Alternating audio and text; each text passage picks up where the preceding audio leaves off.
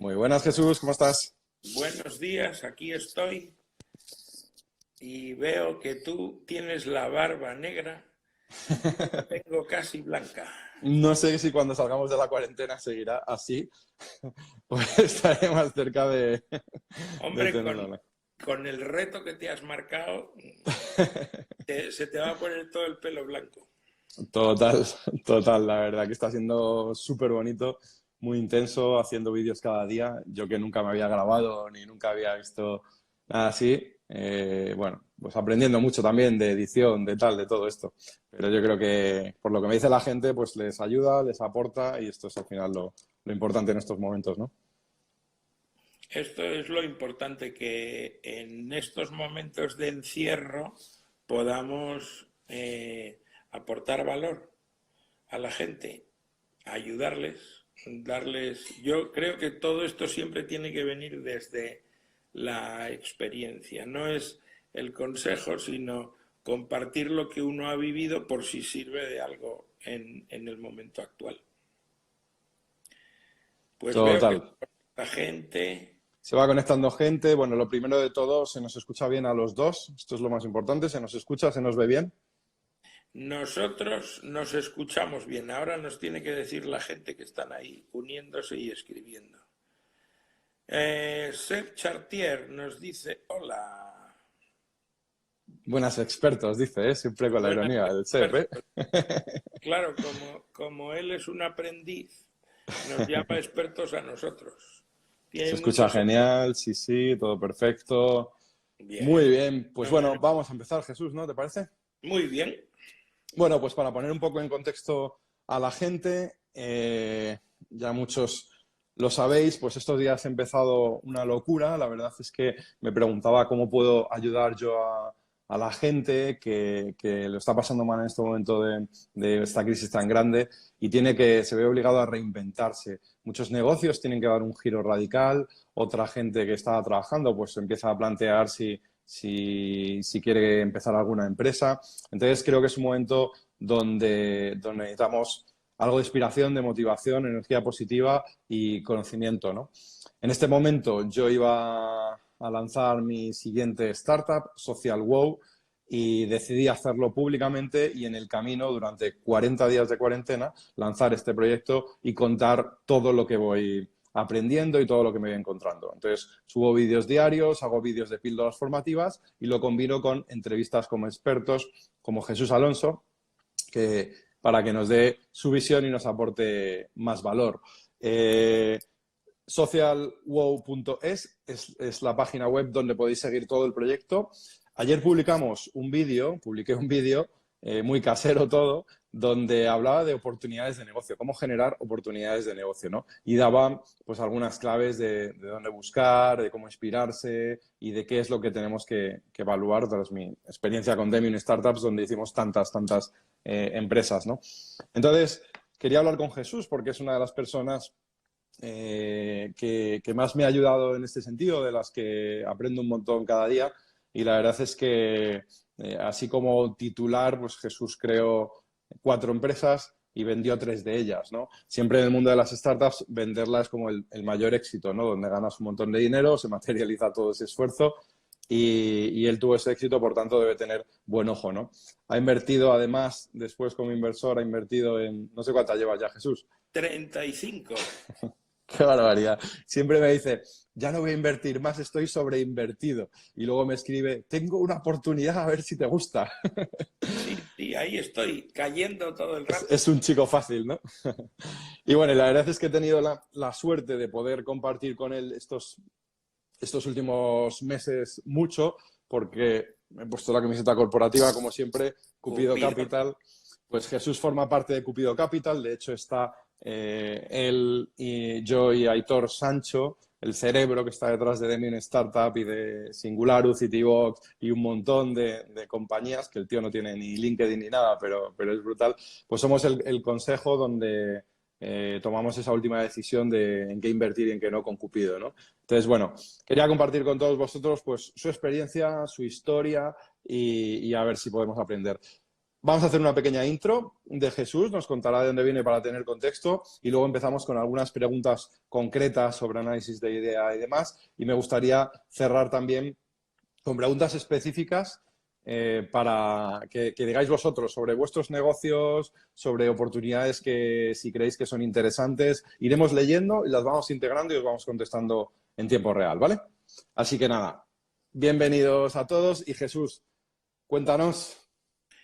Pues yo en realidad soy un perfecto impostor, porque la gente habla de mí muy bien y yo pues no me veo reflejado en eso. Yo soy un vendedor, soy un vendedor. Lo único que sé hacer es vender. Eso es lo que sé hacer bien, vender.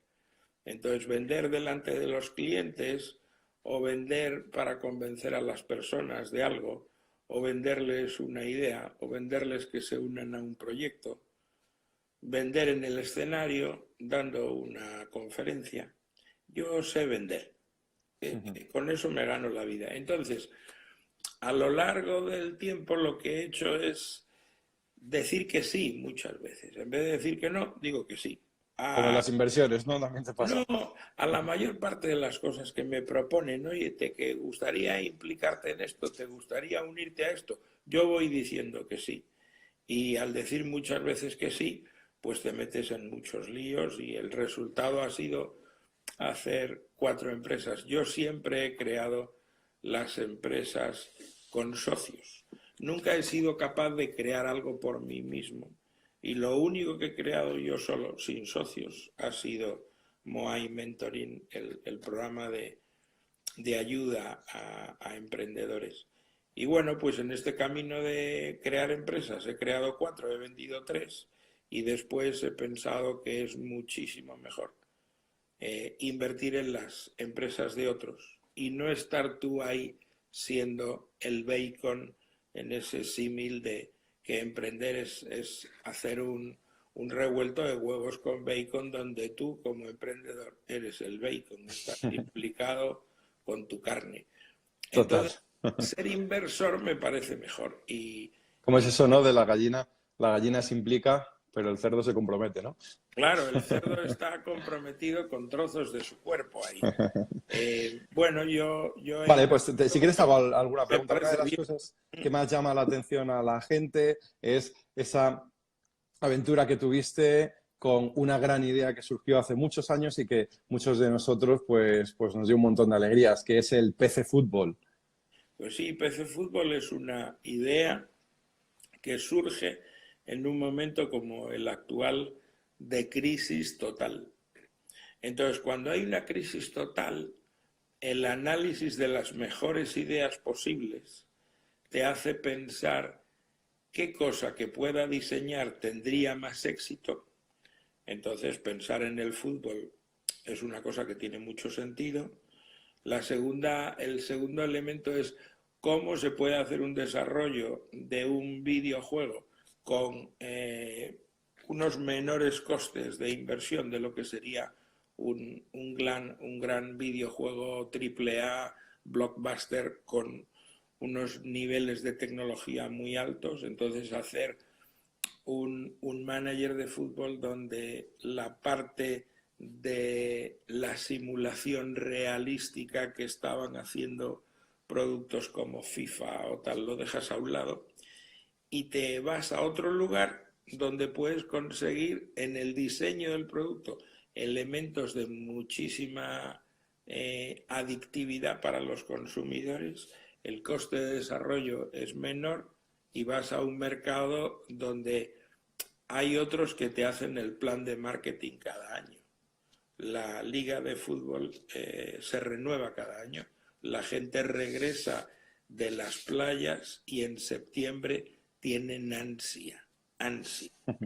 Entonces ahí se Era una dieron locura, ¿no? Como estaba la circunstancias. gente esperando a que saliese el nuevo PC Claro, Fútbol. cada año estaba la gente enloquecida con el producto, es donde yo he aprendido más en mi vida de la grandeza, que es basarlo todo en el cliente y basarlo todo en el producto. Tú pones en el centro lo que haces a tus clientes y tratas de satisfacerles. Haces un producto que les gusta, estupendo. Entonces, ¿eso cómo se escala, cómo se crece? Preguntándoles a aquellos clientes que les das lo que les gusta, ¿qué les gustaría ya para volverse locos de alegría? E incorporar eso que te piden en el producto en la siguiente versión. Este tema de los productos... Es muy interesante, ¿no? Porque al Claro, final, en ese momento, porque ¿de qué año hablamos? pues estamos hablando de hace una pila de años cuando no podíamos Pregunta indiscreta. preguntarlo ¿O qué? por internet. O sea, no podíamos Ya. preguntarlo por internet porque eso no existía. Claro, Entonces, por eso era muy interesante esa parte, ¿no? Ya empezar a ¿cómo, pensar esa interacción con el cliente, aprender del usuario. cómo haces tú en un producto de gran consumo para saber lo que quieren tus clientes si no puedes hablar con ellos porque no están digitalizados y no les puedes encuestar así de forma sencilla? Lo que hacíamos es dos cosas. Integrábamos en el producto una encuesta donde le preguntábamos a los consumidores qué les gustaba más, qué les gustaba menos y qué les volvería locos como funcionalidades a añadir en la siguiente versión.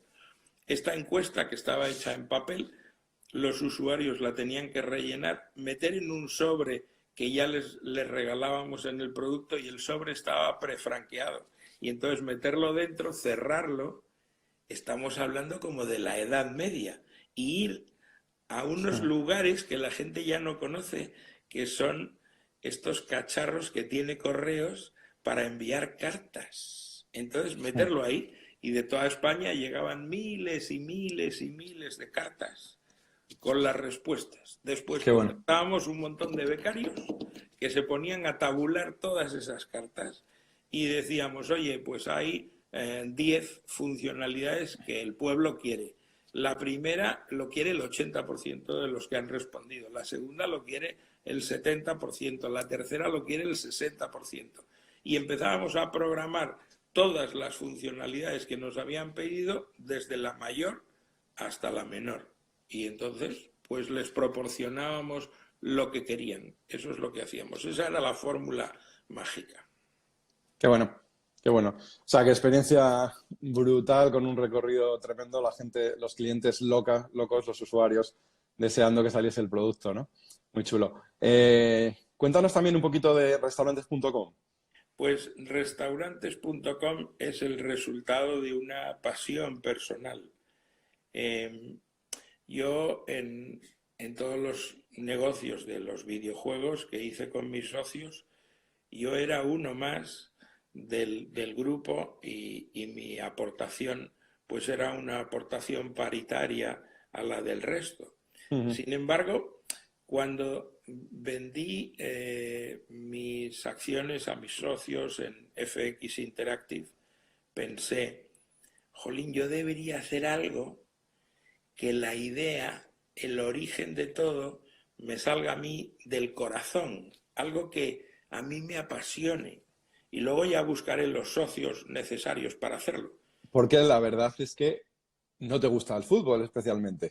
No, no, vamos a ver, yo lo que he hecho con el fútbol, siempre lo digo, es ganar dinero, pero a mí el fútbol es que no me gusta, me parece una tontería. O sea, yo comparo el fútbol con una ópera, pues prefiero la ópera. Comparo el Ya. fútbol con la música clásica y la poesía, el cine, tal. No, o sea, Bueno, yo interesante en ese punto, conectando con la búsqueda de ideas, cómo puedes tener tanto algo que sea una pasión que te sale de dentro, y cómo, sin embargo, pues puedes ver una buena oportunidad, un buen negocio. Lo que te apasiona al final es emprender y crear algo grande sin que sea el objeto en sí de la compañía sea tu pasión, ¿no? claro, porque a mí lo que sí me apasionaba era vender aberraciones de unidades. Eso sí me apasionaba, Ya. porque yo era un vendedor. Entonces, cuando empezábamos a calcular cuánto íbamos a vender, eh, y podíamos vender cientos y cientos de miles de unidades, yo me imaginaba que el número de compradores de nuestro producto no cabía en ningún lugar. Se necesitaban todos los estadios de fútbol de España para poderlos contener. Entonces me imaginaba al avatar de tu cliente, al arquetipo, diciendo, bueno, esta gente está entusiasmada con nosotros, no nos compran el producto y nos pagan el dinero que cuesta como un acto de consumo más. Son una tribu y son fanáticos porque les resulta muy valioso. En el caso de restaurantes.com yo decía, veo claro una idea de trazo grueso, y es que los restaurantes en todo el mundo están sufriendo un proceso de transformación, un proceso de digitalización. No va a ser posible que con el paso de los años los restaurantes sigan operando como en el siglo XIX, y entonces pues la gente tiene que llamar por teléfono para reservar mesa. Bueno, pues el mundo ha cambiado, entonces habrá que darles herramientas para que puedan conectar con los consumidores de una manera digital, y esa idea que tuve yo la tuvo mucha gente en el mundo. En Estados Unidos hubo varios intentos y fue el mayor éxito la empresa americana OpenTable. Inspirado en lo que hizo OpenTable.com, yo vi una oportunidad. Muchísimo antes que yo, o sea, yo esto lo pensé y me puse en marcha, pues a lo mejor en 1900, vendimos en 2016, lanzamos en 2009, 2016. Yo en el 2007 o algo así, y luego en el 2008, entre 2007 y 2008 pensé que los restaurantes se iban a digitalizar y me puse a estudiar lo que estaba pasando fuera de España. Esto es muy interesante, ¿no? ¿Qué opinas de los copycat? Como visteis en el vídeo, copycat es cuando buscas inspiración en otro país, que normalmente mercados que van un poquito por delante, como puede ser Estados Unidos o como puede ser parte de Europa o China, por ejemplo, ¿no? Algo que está sucediendo allí, una empresa que ha tenido éxito, y dices, ¿tendrá sentido en mi país? Sí, yo creo que es muy importante las ideas que se te ocurren, validarlas, mirando si en otros países del mundo eso que a ti se te ha ocurrido en tu casa, en España, se le ha ocurrido a otros seres humanos en otros países del mundo. Porque es muy probable, ¿no? Y lo han puesto en marcha. Vamos a ver, es prácticamente imposible que se te ocurra algo que no exista ya. Todos vemos más o menos las mismas películas en Occidente, leemos los mismos libros, tenemos las mismas influencias. Cuando todo eso se mezcla en la cabeza, se nos ocurren cositas similares. Entonces, pero Jesús, eso es copiar, ¿no? Y copiar está feo. No, porque en realidad lo que tú tienes que hacer es pensar en construir un negocio. Que alguien ese negocio lo haya construido en Estados Unidos y otro lo haya construido en Singapur y otro lo haya hecho en Kenia, esto no tiene ningún problema. Nadie lo ha hecho, o incluso otros lo han hecho en tu propio país, en España. Y dices, bueno, pues yo lo que voy a hacer es esto, que es una oportunidad, lo voy a hacer mejor que los demás, o lo voy a hacer adaptado a mi mercado. El estudio de lo que hacen los demás es crítico. Yo estudié lo que había hecho OpenTable en Estados Unidos y otras muchas multinacionales o startups que habían empezado a desarrollar en otros mercados. Nosotros me di cuenta que mi socio con el que luego me alié había tenido la misma visión que yo, pero en vez de en el año, eso que decíamos, 2007, pues a lo mejor él lo había pensado en 1999. Y había visto OpenTable empezar allí y otro competidor. Y se puso en marcha a desarrollar ese modelo, un copycat. Y le llamó Aqua.com, Aqua con 2 Cs. Cuando yo vi que esa empresa estaba en España y otras estaban en Europa y en Asia y en Estados Unidos, me las estudié todas. Y en ese proceso de estudio, de entrevistarte con todos ellos, me entrevisté con Antonio Fernández Ruiz, y me mostró lo que había construido en su momento en aqua.com, lanzada en el año 2000, programada en el año 1999. Cuando lanzan el producto al mercado, ¡pum!, se produce el pinchazo de las .com Ya y ves. va el proyecto a la porra. ¿Cuál es el diagnóstico? El time to market. Hicieron eso que en Estados Unidos era la leche en bote, trasladado a España sin penetración del acceso a Internet en los hogares. Los consumidores no podían reservar por Internet y los restaurantes no entendían qué era eso de Internet. Era Sí, demasiado pronto. Y entonces, pues eso que en su momento no tenía sentido en el año 2000, cuando nos juntamos Antonio y yo, y estamos en el año 2008 y lanzamos en mayo de 2009, pues entonces ya sí tiene sentido. eso es lo que comentaba en el vídeo del momentum, ¿no? En qué momento lo lanzan, está preparado el público y a veces puede llegar demasiado pronto, demasiado tarde, ¿no? Y de hecho, en situaciones como la de ahora, de un escenario muy, muy cambiante, el momento es fundamental, ¿no? Ahora no tendría sentido. Bueno, montas hoy un restaurante, pues lógicamente está cerrado por fuerza mayor, al igual que la mayoría de los negocios, ¿no? Y hoy tendrías que aprovechar otras oportunidades que después hablaremos, ¿no?, que pueden surgir en este momento. Hay que pensar ahora mismo no como se piensa en los escenarios cotidianos de un mercado perfectamente normal, viable, donde se opera con tranquilidad. Lo que tenemos es que hacer una apuesta por las ideas y por la reflexión para imaginar cómo será el mundo de los negocios, cómo será el escenario a nivel local en España, en Europa y en el mundo, para decir, oye, ¿qué tengo que hacer yo? ¿Cómo tengo que pensar en mi proyecto para lanzar al mercado una propuesta de valor que tenga acomodo en un escenario post-nuclear, como yo digo? Después de una pandemia brutal, va a haber mucha parte de la economía afectada y lejos de ser un problemón donde todo se ve negro, es una oportunidad porque habrá un montón de necesidades que estarán no satisfechas por los operadores preexistentes en el mercado antes de la pandemia. Tenemos que ir con la cabeza para hacer una reflexión profunda.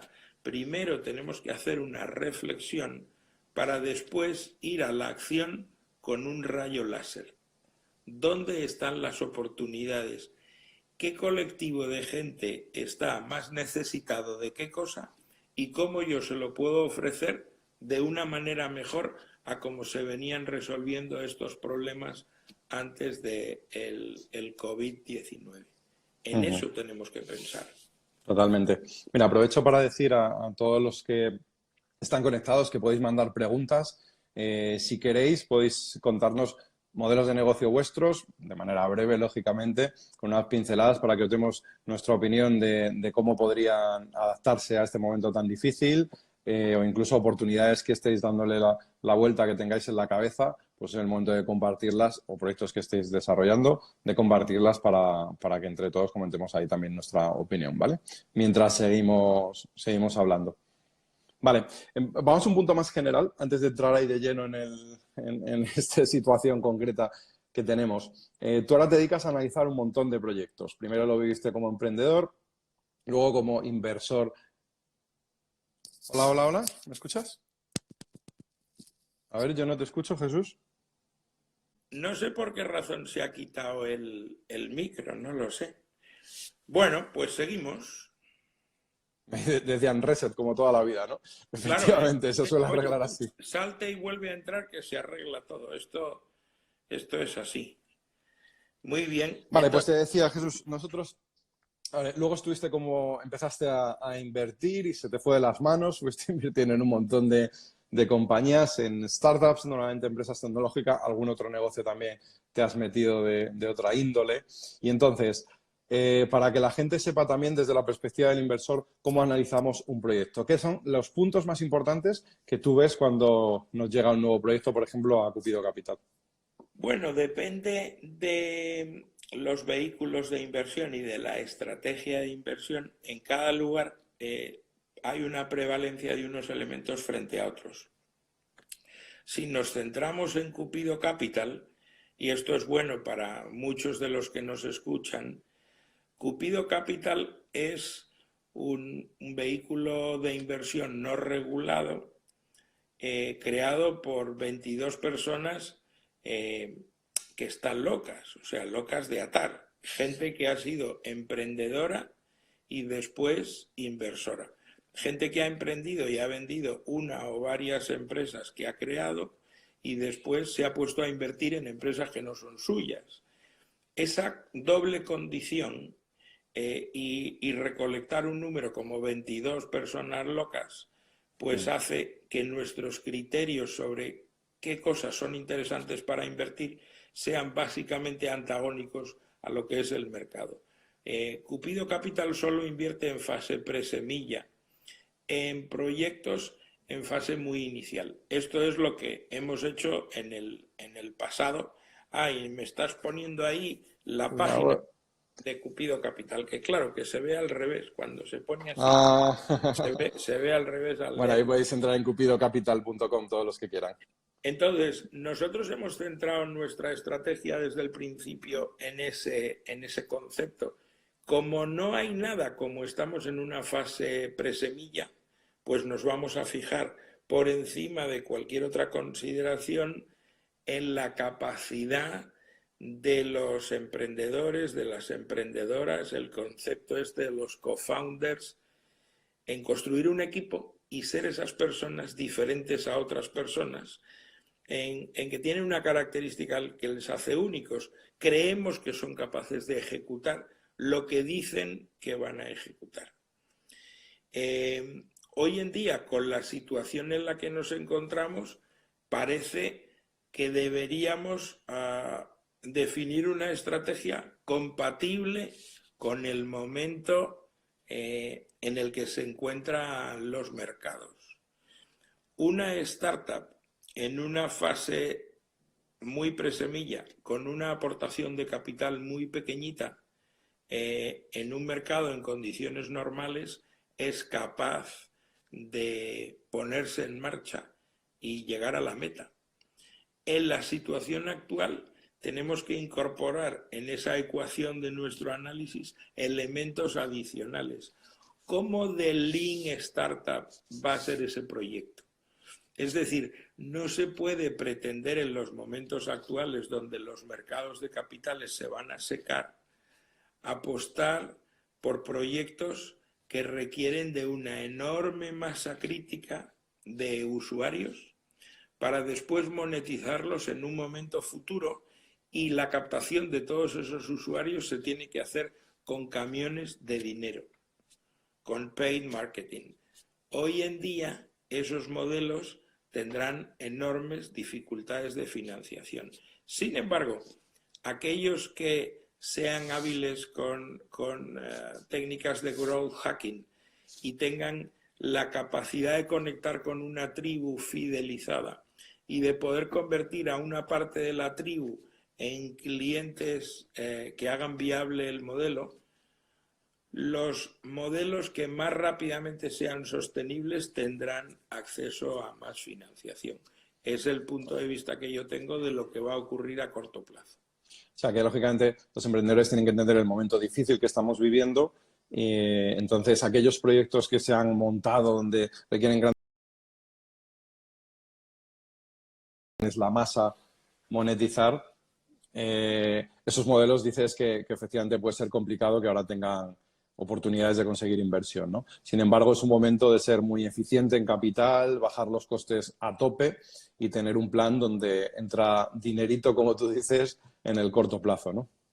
Eso es. Hay un montón de modelos de monetización muy pequeña por usuario que te pueden dar enormes satisfacciones. Todo lo que está pasando con los modelos de mecenazgo, cómo determinadas cosas que son gratis y se monetizan con publicidad o con ingresos que vienen por otros caminos, pueden ser ahora revisados, y si tú entregas valor verdadero, los negocios donde tienes ingresos por cada usuario que te sigue, ingresos, vamos a decir, absolutamente ridículos.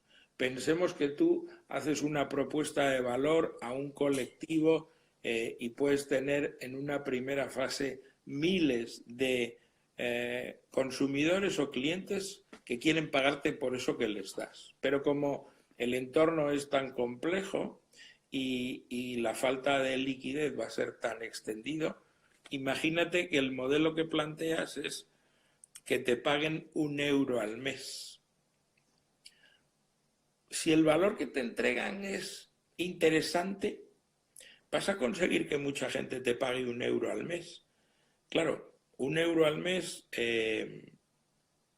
pues oye, puedes cobrarlo mensualmente dependiendo de las plataformas de micropagos que te permitan con costes muy pequeños hacer eso, o puedes hacer un cargo trimestral, cuatrimestral, semestral, anual, con unas ventajas en el valor. Dice Jaime Estevez, reducir costes a tope, me temo que desde ayer está prohibido por ley. Y tiene razón Jaime, que los que gestionan nuestra cosa pública, entonces nos dicen una cosa y la contraria y nos vuelven locos para las empresas preexistentes. Es decir, yo estaba haciendo un ejercicio pensando en aquellos que tienen los niveles suficientes de locura para pensar, oye, yo tenía todo preparado para lanzar un proyecto y tengo algo de caja y algo de ahorro que había pensado. Entonces ahora me enfrento desde el balcón de mi ventana entre suicidarme y no suicidarme. Estoy ahí con el shock. Digo, voy a poner en marcha esta startup que yo tenía en mi cabeza. Y yo digo, solo si estás lo suficientemente loco lo puedes hacer, pero revisando toda la estrategia pre-coronavirus. Porque no vas a poder construir sobre una estructura de costes convencional. Vas a tener que ver cómo lo haces para apoyarte en otras personas que operen como tú, como autónomo, para que sea el ejercicio del Lean Startup más sofisticado del planeta. No puedes empezar pensando, necesito no sé cuántas personas que sean empleados míos en el régimen general de la seguridad social. Para que no lo sepa por la referencia, Lean Startup, el primer vídeo que hice de Unicornio en Cuarentena hablaba de qué es una startup y qué es Lean Startup, para poner en contexto, y básicamente se trata de no crear un super proyecto con un montón de costes y un montón de tiempo hasta salir al mercado, sino que veas qué es lo que necesitan sí o sí los clientes, lo saques al mercado y muy rápido vayas aprendiendo de lo que ellos quieren y adaptando tu producto. Así que ahora mismo es un momento clave para ser muy lean, ¿no? Como solemos decir. Es el momento clave. Yo soy un tipo que no soy políticamente correcto. Entonces, yo creo que en cualquier circunstancia, el hecho de emprender es un ejercicio de heroísmo tan enorme que tienes que hacer todo lo necesario para evitar lo que el sistema espera que ocurra, que es que quiebres en tu primer año. ¿Y cómo hackeas al sistema? Pues hackeas al sistema con creatividad. Tienes que ver cómo eres capaz de conseguir operar en una suerte de producto mínimo viable que se va validando con los menores costes posibles para validar un montón de tesis en el mercado. Y entonces hacerlo con una eficiencia en el uso de tus recursos enorme. Cuando has encontrado una fórmula que funciona, ya habrá tiempo de escalar eso y de tomar paso a paso las inversiones necesarias para ver si el modelo que se comporta bien en el laboratorio del producto mínimo viable se comportaría igual de bien en un mercado real, creciendo a las tasas que hay que crecer. Total. Mira, Alberto nos hace una pregunta aprovechando que tenemos algunos que nos hablan de sus proyectos. Nos dice, mira, Jesús, hola compañero, ¿qué opinas de nuestro proyecto Be Local Life? Somos una plataforma directiva actualmente que conecta consumidores conscientes y negocios locales sostenibles. Yo veo una oportunidad. Pues yo estoy mentorizando a Be Local, que está dentro de Connector. Ellos lanzan una tesis al mercado de ayudar a los pequeños negocios que venden productos ecológicos, que están en el segmento de, oye, pues alimentación consciente, productos naturales, productos ecológicos, y pueden darle servicio a toda suerte de herbolarios y pequeños supermercados que quieren traer a los consumidores alimentos de calidad. Ese nicho es un nicho muy específico que tiene unas tasas de crecimiento fabulosas. Hay más conciencia de una alimentación saludable en los países nórdicos y en Alemania que en España, pero validarlo en España les carga de argumentos para después llevar a una expansión internacional. Yo creo que lo que ellos quieren hacer tiene sentido porque están tratando de ofrecer a esos pequeños negocios una manera de promocionarse online que les ayude en el difícil reto de conseguir nuevos clientes y que no tengan que hacer la guerra uno por uno, sino que puedan hacer la guerra de forma coaligada. Y bueno, pues ahí están validando eso y con mucha ilusión y muy buenos resultados a priori. Yo por aportar un comentario a esto, digamos que hay negocios de volumen y otros de margen. Unos tienen un margen muy grande y con poco volumen puedes hacer un gran negocio y otros tienes el margen pequeñito, normalmente cuando eres un intermediario como en este caso, ¿no? Entonces, en este caso vas a tener costes de captación de los negocios locales y de los clientes, de oferta y demanda. Vas a tener ahí unos costes y luego el margen va a ser pequeño. Entonces, tienes que buscar elementos que te hagan muy virales, que consigas mucha retención con esos usuarios para que de verdad repitan y repitan y repitan y esos costes bajen y con ese margen que no va a ser demasiado grande te permita crear un negocio muy interesante, ¿no? Y en algún momento a veces tienes que meterte en logística porque si vas a esta plataforma y compras 5 productos, son de distintas tiendas, son 5 deliveries, 5 entregas diferentes. Entonces, a veces el paso que tienes es meterte en almacenar y poder distribuir tú, pues como hace Amazon concretamente, que tiene ahí una solución muy buena, ¿no? Pero ahora mismo, sin duda, es una buena oportunidad porque una de las cosas más positivas que está trayendo la crisis es que el coronavirus es la concienciación de la gente, ¿no? De lo que de verdad es importante. Hemos parado un poco el ritmo y nos hemos preguntado si realmente estamos viviendo como nos gustaría vivir, ¿no? Y creo que la alimentación se va a transformar y la forma de consumir va a tener una transformación bastante interesante, más responsable. Sí, yo ¿Hay creo alguna que, otra pregunta por aquí? a ver, Sí, comentaban un negocio en sector inmobiliario que cómo puede buscar empresas similares mundiales y que qué libros le recomendamos para encontrar el momentum. pues en realidad el buscar empresas similares fuera de España es un trabajo de screening, o sea, tienes que hacer todas las búsquedas con las que tú imaginas que vas a encontrar a esos que son como tú, en diferentes idiomas, en diferentes mercados, y empezar a investigar.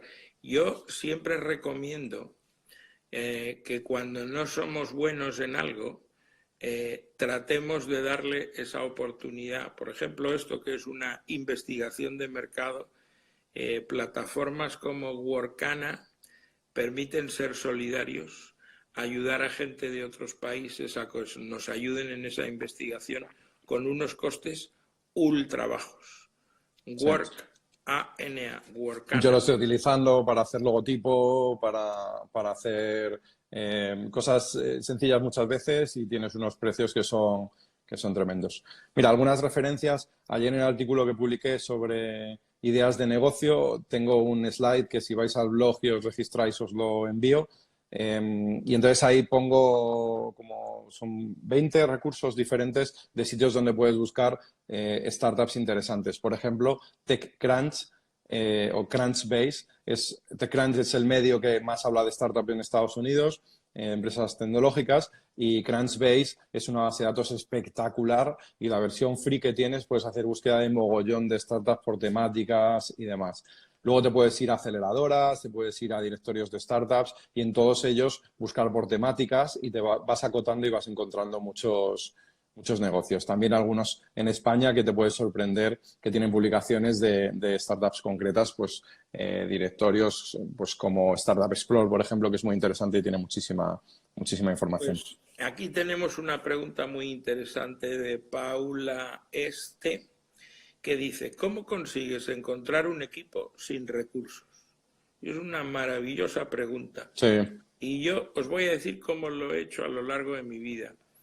Solo consigues encontrar grandes equipos sin recursos cuando consigues enamorar a los recursos que encuentras.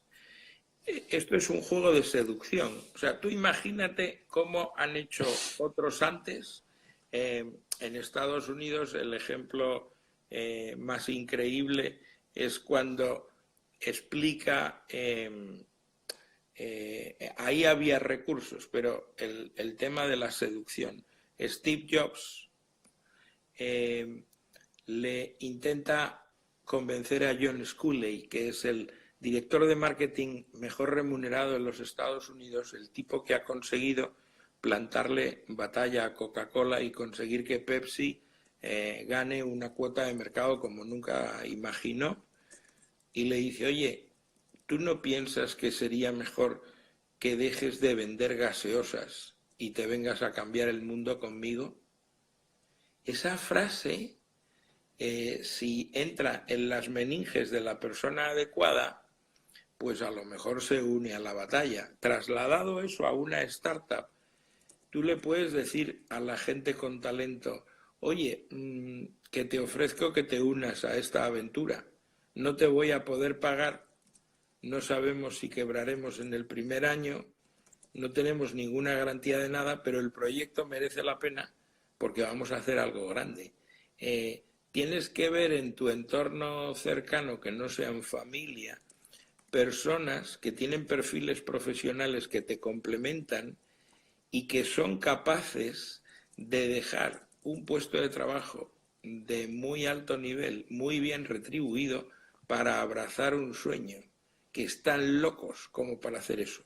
La manera de conseguir seducirles es por la fuerza de la verdad, de lo que tú presentas como la posibilidad de construir algo grande y relevante, de lo que sentirse orgullosos. Y la segunda parte es que como no le puedes pagar con dinero, le vas a pagar con acciones. Y le tienes que contar el juego de ser retribuido con acciones, hasta qué punto puede ser muchísimo más rentable que ser retribuido con un salario. Que se lo pregunten, si no, a gente pues que se ha hecho millonaria por recibir acciones de determinadas empresas. Hubo una reunión en una habitación en Estados Unidos cuando Zuckerberg tuvo la idea de crear Facebook y llamó a 5 personas para proponerles que fueran sus socios. Y hubo algunas personas que no acudieron a esa reunión. Y el resto es historia. Todos los que fueron ahí y le dijeron que sí, se hicieron multimillonarios. Y se pusieron a trabajar con él, a ayudarle y a tomar un rol decisivo en la compañía. La magia de las startups es eso. Tenemos que soñar a lo grande. Ya sabemos todos que la probabilidad de crear algo tan global como Facebook pues es muy pequeña. pero en España han surgido montones de iniciativas que se han hecho globales por el sueño de emprendedores y emprendedoras que están locos. Total. Yo con mi experiencia con Demium Startups, pues mira, pasaron 1.700 emprendedores por allí, así que fue algo, tuvimos que convencer a mucha gente que tenía superpuestos de trabajo y estaba en situación de éxito.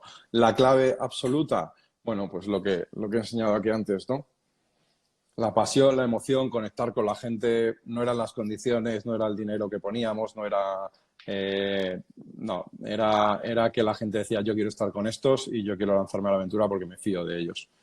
Vamos, Jesús, con una ronda de preguntas rápida. Tenemos que contestar ahí muy rápido para que nos dé Ahí tiempo veo a a Miguel. hacer, ¿vale? Miguel pregunta, antes de que irrumpiera esta crisis, me encontraba en búsqueda activa de inversión privada para poder lanzar proyecto. ¿Cómo es lógico todo? Bueno, como es lógico, todo se ha detenido y me gustaría saber cuándo retomarlo. Pues Perfecto. el mejor momento para retomarlo era ayer y el mejor momento para retomarlo, como ayer no lo hiciste, es hoy. Entonces tienes que revisar lo que tú querías hacer y cómo era de lento en llegar a punto de equilibrio donde ingresos y gastos dan cero en un mes. Y entonces pensar cómo puedes cambiar el proyecto que tenías para que mucho más rápidamente de como habías pensado alcance su punto de equilibrio. Cuando lo tengas todo eso claro, tienes que teclear en el ordenador www.cupidocapital.com y ya verás qué divertido el sistema de bots que tenemos ahí que te va preguntando las cosas y entras en la tubería para que nosotros veamos si estás lo suficientemente loco. Sí que eres un buen vendedor, Jesús. Mira, comenta Juan, dice, hace un par de años un amigo y yo comenzamos un copycat de Masterclass para el mercado en castellano que no lanzamos. ¿Crees que es un buen momento de hacerlo ahora? ¿Es el momentum? Ahora mismo todos los negocios que tengan que ver con formación online están explotando. Lo que tienes que ver con mucha claridad es quiénes son tus competidores actuales y quiénes van a ser tus competidores futuros y dónde están tus competencias esenciales para poder ejecutar eso mejor que los que ya están en el tablero de la mesa. A veces queremos hacer una cosa, por ejemplo, queremos montar un restaurante y que nos concedan con el paso de los años 3 estrellas Michelin, y nosotros hemos sido de profesión mecánicos del automóvil. Y en nuestro entorno cercano no tenemos ni puñetera idea de lo que es un negocio de restauración. Con esos mimbres es muy difícil crear un restaurante y ganar 3 estrellas Michelin. Revisa si las personas que te acompañan, entre vosotros tenéis esas competencias esenciales. Totalmente. Mira, Javier Pascual dice que cómo va a afectar todo el tema del COVID al ecosistema emprendedor y los VCs o las aceleradoras. Venture Capital. Yo creo que hay dos cosas aquí.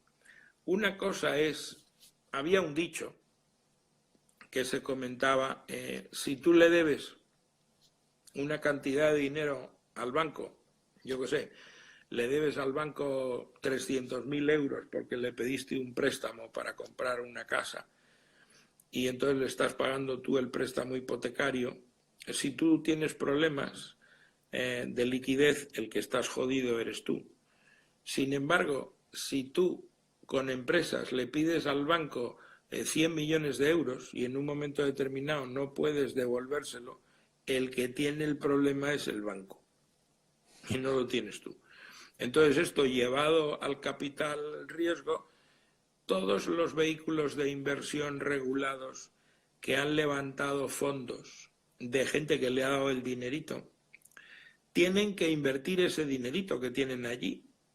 No es que puedan hacerlo o no, no, es que lo tienen que invertir, tienen un mandato firmado y tienen que conseguir una rentabilidad para los que les dieron el dinero.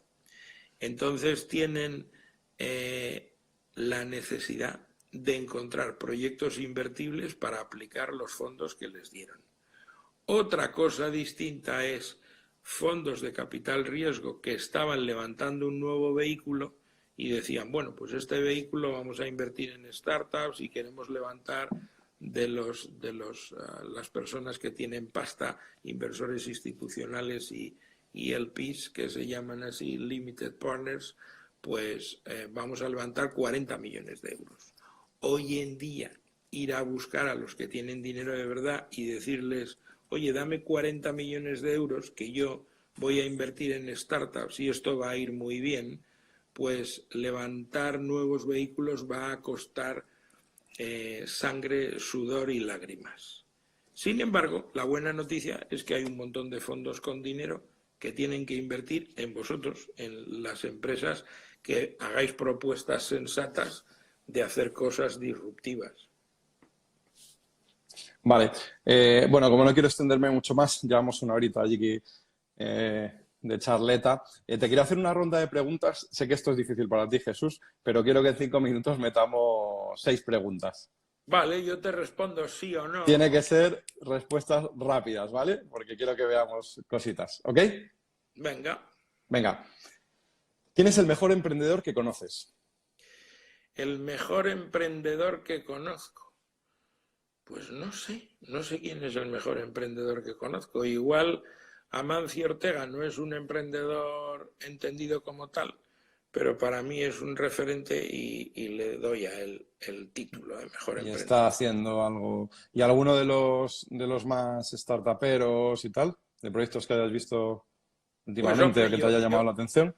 Yo creo que el emprendimiento que hizo Jesús Encinar de lanzar idealista.com y obtener el no de cientos y cientos de posibles inversores, y cuando estaba en el viernes de preparar el cierre de su compañía, sonar el teléfono y un inversor decir que sí, que le apoyaba y sacar adelante el proyecto cuando, si no hubiera sonado el teléfono y no hubiera llamado ese inversor idealista, se habría ido a la porra, pues claro, pues ahora Idealista vale igual 1.000 millones de euros. Eso es un emprendedor. Total. Vale, tú fíjate, siempre hablas de la actitud, de lo importante que es, siempre hablamos de esto, ¿no? Hagas lo que hagas en la vida. Tú decías, fui trabajador en serie, emprendedor en serie, inversor en serie. Ahora, una pregunta, ¿quién es el mejor empleado que has tenido? ¿Alguna persona que recuerdes que hayas dicho, Hombre, wow, este es que era? el mejor empleado que yo he tenido, sin duda alguna, ha sido un caballero que se llama Adolfo Álvarez y fue mi mano derecha en FX Interactive. Después se quedó con la dirección comercial de la compañía y ha trabajado en diferentes sitios y es una persona increíble. O sea, yo creo que la clave no es la capacidad que tú tienes de hacer las cosas y los conocimientos, sino esa actitud de entregar a la empresa la mejor versión de ti mismo. Y Adolfo Álvarez, pues es el mejor empleado que yo he tenido nunca. En la vida en general, ¿no? Ese Sí. consejo, dar la mejor versión de ti mismo.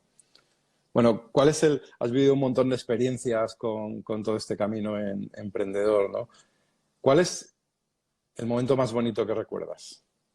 Uno de Yo ellos. creo que de todo lo que me ha pasado en la vida, el momento epifánico que yo he vivido es cuando estoy en la notaría vendiendo restaurantes.com y en un momento determinado entra una persona que yo conocía de muchos años atrás que se llama Michael Cassius y este hombre que había sido, entre otras cosas, director de marketing de Electronic Arts Europa o director de marketing de Apple Francia, por decir unas flores, ese caballero, cuando yo vendí Drossoff a Electronic Arts, él estaba en la compañía y cuando vendo restaurantes.com al grupo Michelin también estaba allí.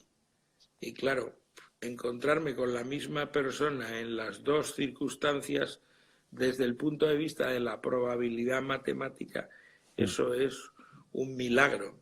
Entonces, eso me enseña que en la vida nunca hay casualidades y que todo lo que te ocurre son causalidades. Total. Lo más importante en un emprendedor es...